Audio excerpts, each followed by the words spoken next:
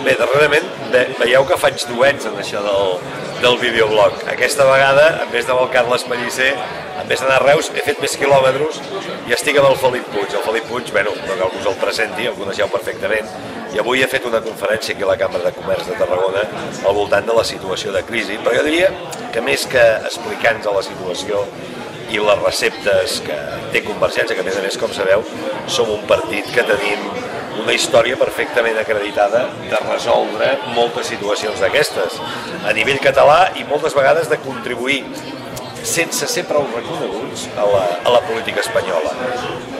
Però jo crec que ens ha transmès un altre missatge, que és el que m'agradaria que aquí en directe us transmetés a vosaltres, que és el missatge d'una nova manera de fer política, és a dir, el que pot en aquests moments representar Convergència des d'un punt de vista d'un canvi profund, no només de govern, és a dir, del que governa i del qui mana, sinó de manera de fer.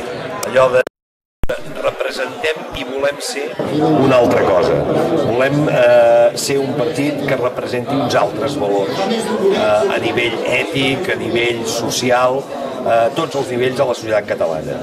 Això, evidentment, ell ho ha lligat amb el nostre fil roig, diríem, ideològic, que és la catalanitat i el país, però que bé, si ho explico jo no tindrà gràcia, perquè l'explica ell.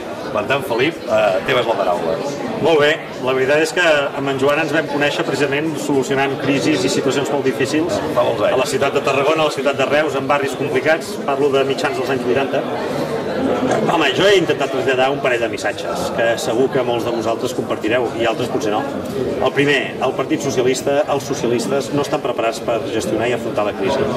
Venen de gestionar l'abundància, de la demagògia, els incompliments, les promeses que no es compleixen, i això està provocant una greu fractura en relació a un divorci entre la política, entre les administracions i els ciutadans.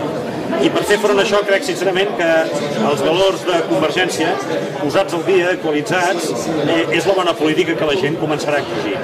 Jo crec que un patriotisme sa, crec que una certa espiritualitat, transcendència, hem de defugir el sectarisme, el clientelisme per recuperar el projecte comú, l'interès general, una certa generositat i capacitat d'assumir riscos, lideratge i coratge, sensibilitat.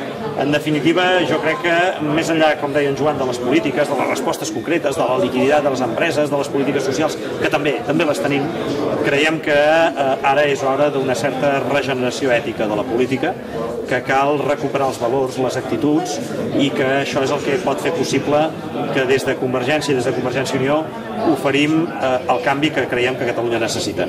Jo crec que la nova majoria s'està començant ja a articular a través d'una situació de dificultat, però que s'està d'alguna manera ja gestant i que passa per la recuperació, la represa, la nova atenció dels valors de la catalanitat i la interpretació d'aquest projecte de país que crec que només pot fer Convergència. Això és el que hem intentat explicar.